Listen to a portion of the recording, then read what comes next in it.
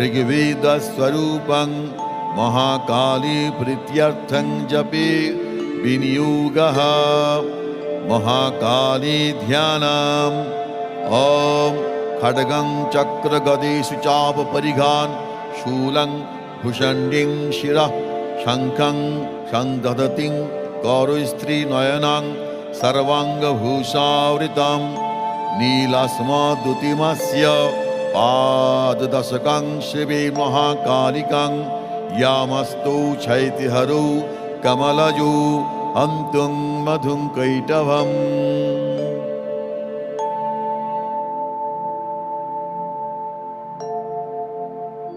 प्रथम अध्याय। ॐ नमः चण्डिकायै। मार्कण्ड उवाच ॐ सावर्णि सूर्यतनयो यो मनुः कथ्यते स्तमः